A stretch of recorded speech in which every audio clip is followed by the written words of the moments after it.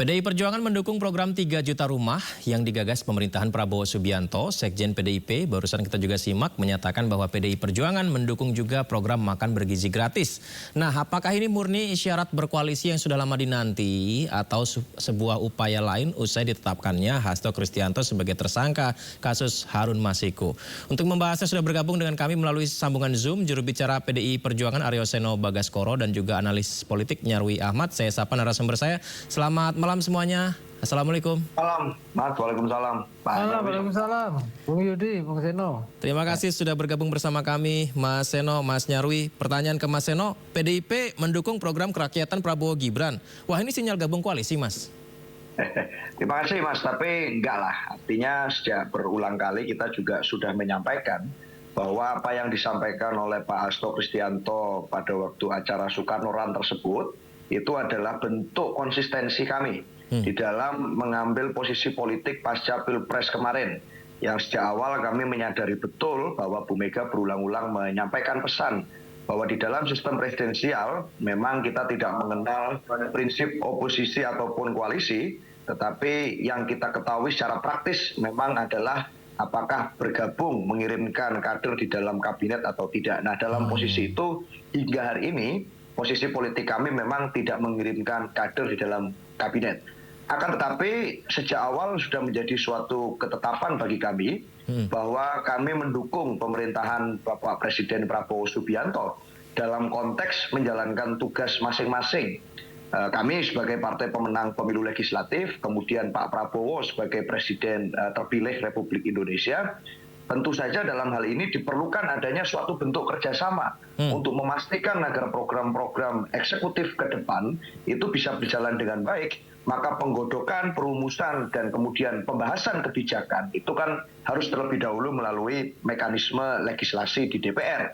Dan dalam konteks itu untuk program-program kerakyatan yang muaranya adalah untuk kepentingan rakyat, kami tentu all out dalam memberikan dukungan. Termasuk di dalam konteks program makan siang gratis yang sedang ongoing, lalu program pembangunan rumah rakyat, dan termasuk dalam konteks misalnya membangun suatu kekompakan dalam internal kabinet Presiden Prabowo atau dalam rangka sinkronisasi pemerintahan pusat dan daerah seperti pelatihan di Akademi Militer. Itu tentu kami memberikan dukungan asalkan kemudian muaranya adalah untuk kepentingan rakyat. Jadi dalam konteks itu dukungan itu kami berikan, Mas. Tetapi tentu artinya kami juga objektif.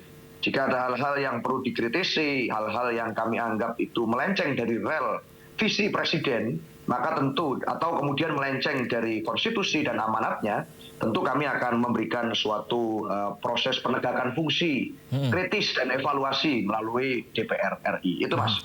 Mas Seno, dukungan program yang pro rakyat sangat dinantikan rakyat Indonesia. Termasuk juga selain makan bergizi gratis, salah satunya adalah program 3 juta rumah. Nah, tadi saya dengar Mas Seno menyampaikan akan mendukung pemerintah. Kalau dukungan PDIP ke program kerakyatan 3 juta rumah itu bentuknya akan seperti apa nanti, Mas? Ya, pertama tentu dari proses penganggaran dan penggodokan program tersebut, tentu saja dalam proses itu kan harus melalui mekanisme di DPR terlebih dahulu. Dan dengan partai dengan kursi terbanyak, saya rasa menjadi penting bagaimana peran dan kontribusi PDI Perjuangan di dalam memastikan agar pembahasan program tersebut bisa berjalan dengan lancar. Dan itu sudah terlaksana. Nah, sekarang kan tinggal eksekusinya. Kita tahu bahwa PDI Perjuangan punya sejarah panjang di Republik ini. Bagaimana sebelumnya juga kita pernah punya pengalaman politik berada di dalam maupun di luar pemerintahan. Dan di dalam pengalaman kami 10 tahun di luar pemerintahan di periode Presiden SBY, pada waktu itu pula kami juga menunjukkan suatu sikap politik yang objektif. Artinya di dalam program-program pemerintah yang baik tentu akan kami dukung 100%. Tetapi dalam program-program yang perlu untuk dikritisi, kami akan memberikan kritik. Maka sama halnya dengan program pembangunan 3 juta rumah ini. Kalau nanti di tengah jalan, di dalam eksekusinya ada hal-hal yang perlu kami kritisi, di dalam realisasinya untuk masyarakat ada persoalan-persoalan, tentu kami tidak akan segan-segan untuk mengingatkan. Tetapi sejauh itu spiritnya, kemudian eksekusi dan implementasinya sama dengan yang dibahas di DPR, maka dukungan itu tentu saja akan kami berikan 100%. Kita tahu Pak Prabowo Presiden yang patriot dan kita rasa kita perlu untuk mendukung di dalam program-program baik yang sudah dicanangkan. Itu, Mas. Ini Nun Sewu nih Mas Seno, ini karena apa yang disampaikan PDIP mendukung program pemerintahan yang saat ini dilakukan oleh Presiden Prabowo, kebetulan ini ternyata juga beriringan dengan kasus suap yang melibatkan yang dituduhkan kepada Pak Hasto Kristianto yang akhirnya beliau ditetapkan sebagai tersangka. Nah, ada publik yang juga mempertanyakan apakah ini upaya meredam kasus ini, Mas? Baik, terima kasih. Untuk soal itu saya rasa seperti yang saya sampaikan di awal tadi, bahwa yang disampaikan oleh Pak Hasto Kristianto, oleh Pak Ahmad Basarah dalam rangkaian perayaan HUT PDI Perjuangan ke-52 kemarin, dalam konteks mendukung program-program kerakyatan Pak Prabowo, itu bukan hanya disampaikan dalam momentum ini saja. Tetapi sejak awal pelantikan Presiden Prabowo, kami sudah menyampaikan berulang kali pesan yang kurang lebih sama, bahwa kami akan mendukung program-program kerakyatan Presiden Prabowo selama itu sesuai dengan komitmen awalnya. Jadi ini bukan berita baru, bukan barang baru sebetulnya. Sudah cukup lama kami menyampaikan secara terbuka kepada publik posisi politik kami yang tentunya nanti akan didefinitifkan melalui keputusan Kongres Partai beberapa bulan yang akan datang. Tetapi dari nuansa dan kebatinan politik seluruh kader PDI Perjuangan, kami sejak awal berada dalam posisi yang objektif dalam menyikapi pemerintahan meskipun tidak berada di dalam kabinet. Itu, Mas. Menarik nih. Mas Nyarwi melihat pernyataan disampaikan Mas Seno, kemudian sebelumnya kita simak bersama dari Sekjen PDI Perjuangan Pak Hasto Kristianto. Apakah ini kalau menurut Anda isyarat gabung koalisi? Ya, begini. Tadi kan sudah dijelaskan ya oleh Mas Seno juga. Tidak ada ya istilahnya Sistem pemerintahan koalisi gitu ya. Tetapi juga dalam sistem pemerintahan presidensial saya dengar berkali-kali dari para pimpinan PDI Perjuangan itu juga tidak ada istilah posisi ya dari Ahmad Basarah misalnya.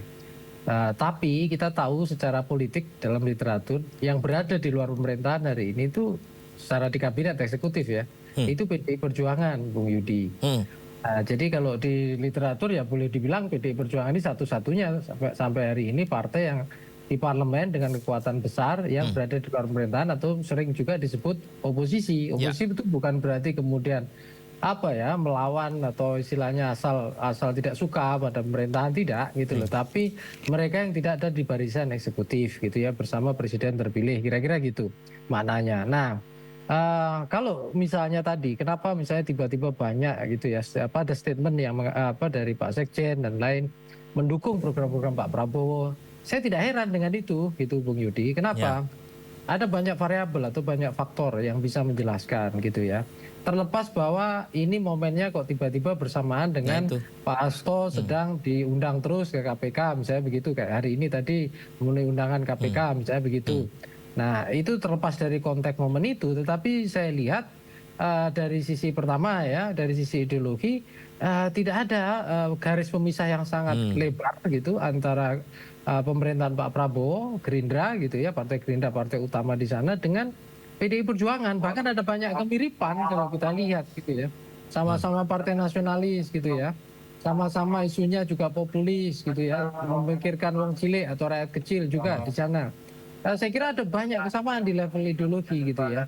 Tetapi kemudian di luar itu bahkan ada kesamaan lagi mungkin sejarah politik ya, kaitannya dengan kerjasama antara Bu Mega dengan Pak Prabowo. Ya, itu juga berkali-kali kan dalam periode sebelumnya gitu. Partai Gerindra sebelumnya 2009 ya, Pilpres itu berkoalisi dengan PDI Perjuangan. 2014-19 saja yang tidak, istilahnya begitu. Tetapi kan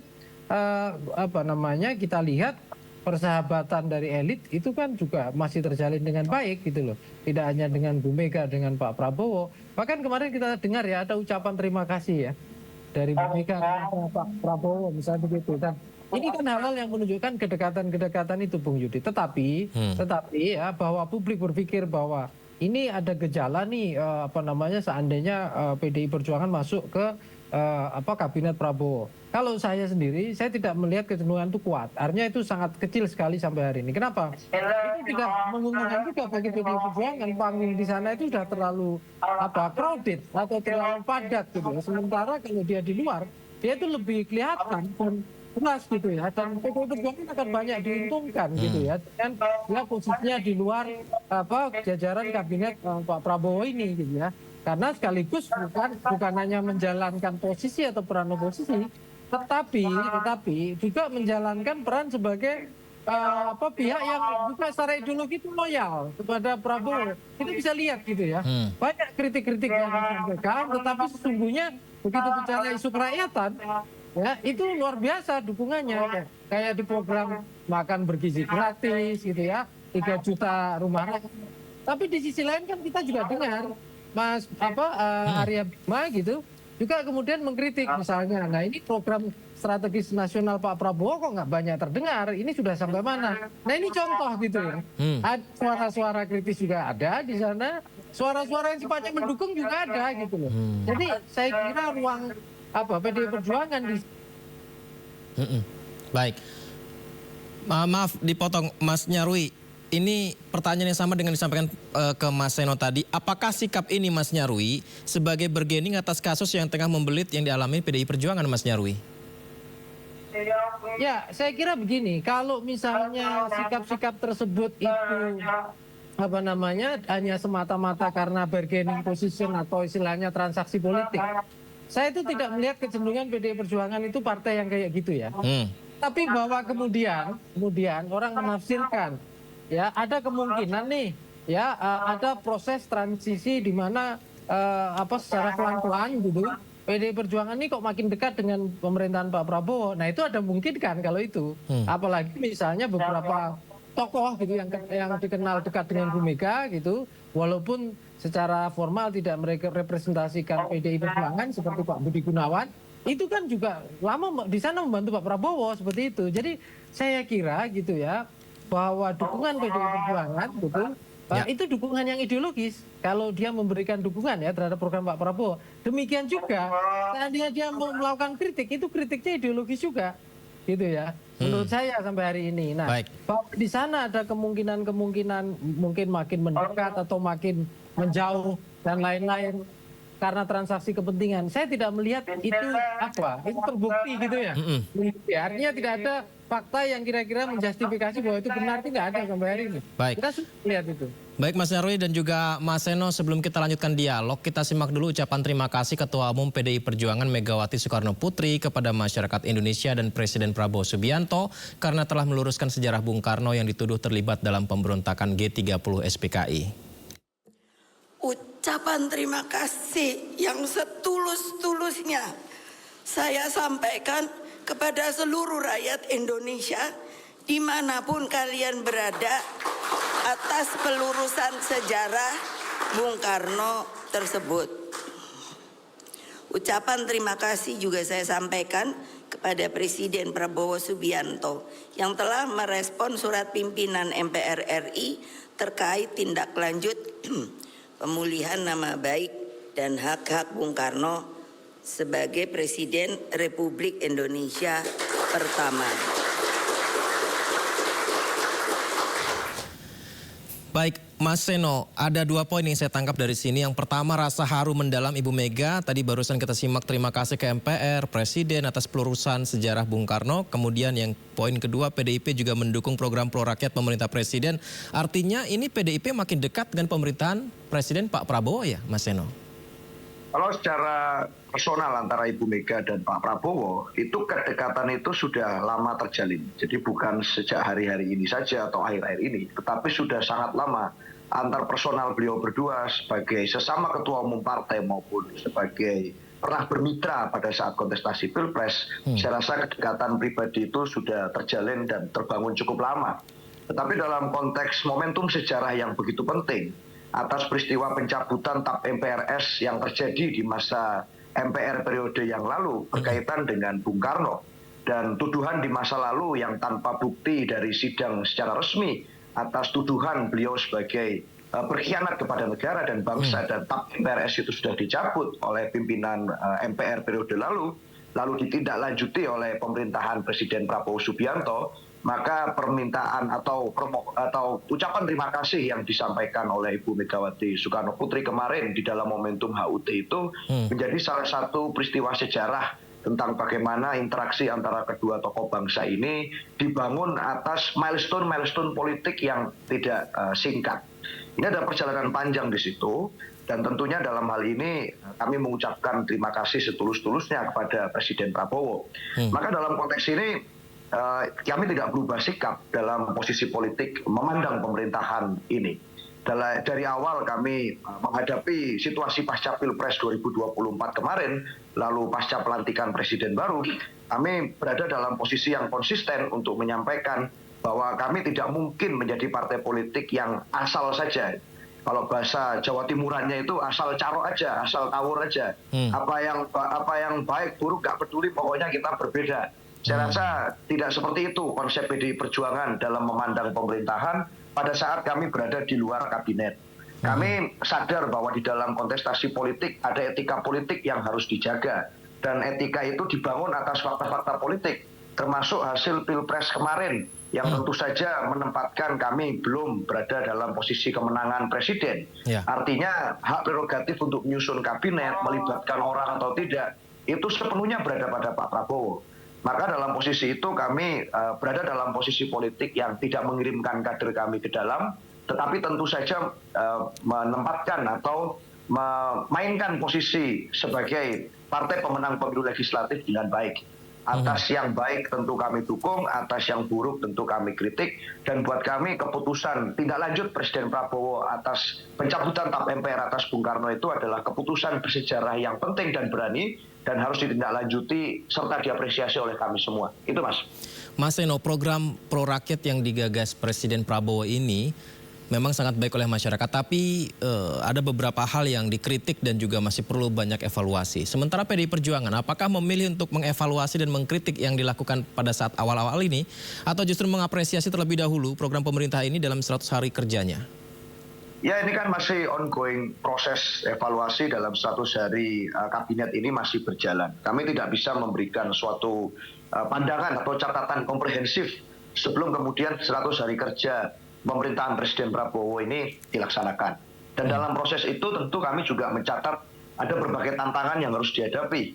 Mulai dari tantangan ekonomi global yang tidak menunjukkan suasana yang cukup baik, lalu berbagai situasi geopolitik dunia yang juga tidak mudah untuk diarungi Presiden Prabowo, termasuk juga bagaimana pada saat dalam konteks mengefektifkan kinerja pemerintahan Presiden Prabowo, ada situasi di mana harus ada sinkronisasi ke daerah untuk penyesuaian SOTK, fungsi. Kemudian kalau kementeriannya bertambah, apakah dinas di daerah juga akan bertambah?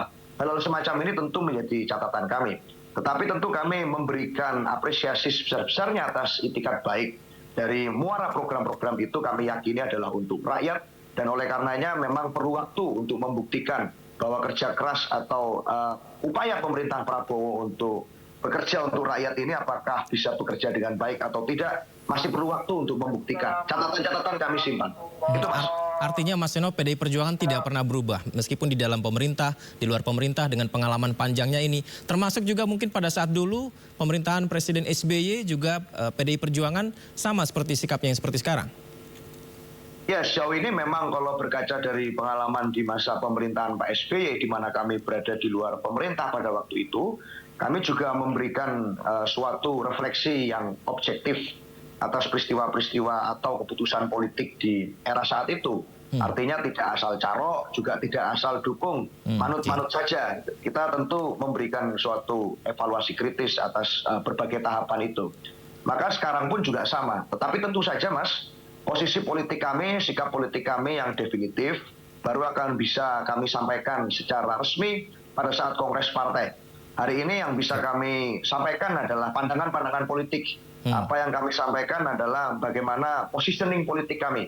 Tetapi sikap politik resmi terhadap pemerintahan Presiden Prabowo baru akan kami sampaikan secara formal dan definitif pada saat kongres nantinya. Apakah akan kemudian berada di posisi mana? Itu Mas. Mas Nyarwi, kalau menurut Mas Nyarwi, apakah positioning politik dari PDI Perjuangan ketika masa pemerintahan SBY dan saat ini sikap oposisinya itu sama, Mas Nyarwi? Ya, ada beberapa yang membedakan ya, Bung Yudi. Tidak 100% sama. Kenapa? Karena kita lihat ya, transisi di masa ketika Pak SBY terpilih, ya waktu presiden, itu kan sebelumnya Pak SBY itu menterinya Bu Mega ya, dan di situ ada sejarah yang kurang nyaman ya. Kira-kira sering kita dengar seperti itu lah, relasi seperti itu. Dan PDI Perjuangan saya lihat pada masa itu mendapatkan momentum emas bahkan untuk kemudian memposisikan secara maksimal ya di dalam blok oposisi. Bahkan pada masa itu saya lihat ekspresi oposisi itu cukup tegas gitu ya. Beda dengan sekarang ya. Kalau sekarang saya lihat ini berbeda. Belum lagi geopolitik nasional internasional ya.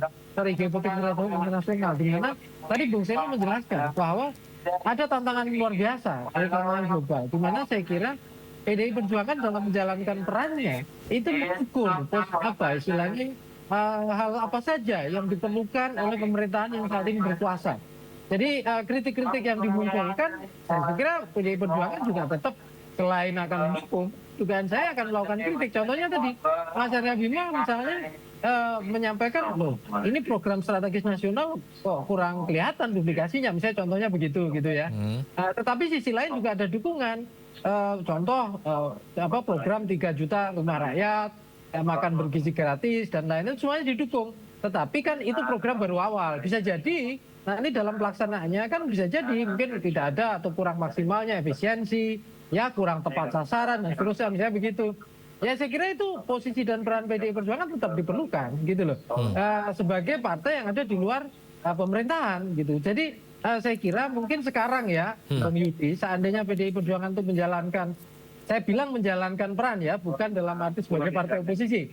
Menjalankan peran di luar pemerintahan atau oposisi, itu sebenarnya menurut saya sangat akan menguntungkan Pak Prabowo. Kenapa? Karena akan memberikan masukan dan kritik yang bisa kemudian menutupi kelemahan-kelemahan yang bisa jadi di para menteri, jajaran atau birokrat atau apapun pelaksana di lapangan ketika menjalankan agenda-agenda Pak Prabowo itu kurang maksimal atau mungkin kurang tepat sasaran atau kurang efisien. Dan saya kira gitu ya, justru ini yang bisa menghidupkan demokrasi kita gitu loh. Sehingga apa yang dijanjikan Pak Prabowo selama kemarin kampanye dalam Pilpres dan juga apa yang menjadi agenda strategis nasional dengan cita-citanya misalnya begitu. Itu saya kira nantinya orientasinya lebih terkelola dengan baik sehingga evaluasi yang sifatnya periodik, misalnya 100 hari kerja misalnya dalam masa kepresidenannya, itu saya kira PDI Perjuangan bisa merepresentasikan juga suara-suara masyarakat yang juga pengen tahu nih progres perkembangan dari capaian kabinet Pak Prabowo ini sejauh mana nih dalam 100 hari gitu ya masa kerjanya. Saya kira peran-peran itu bisa dilakukan dengan lebih lebar ya panggungnya oleh PDI Perjuangan. Itu Bung Yudi. Baik, terima kasih Mas Seno dan juga Mas Nyarwi sudah berdialog di Sindo Prime. Semoga saja program Pro Rakyat bisa tepat sasaran dan PDIP juga bisa membawa ini benar-benar dirasakan merata di masyarakat. Terima kasih semuanya, selamat malam. Terima kasih Mas Yudi. Terima kasih Mas Seno. Nyarwi, Oke, sama-sama. Terima kasih.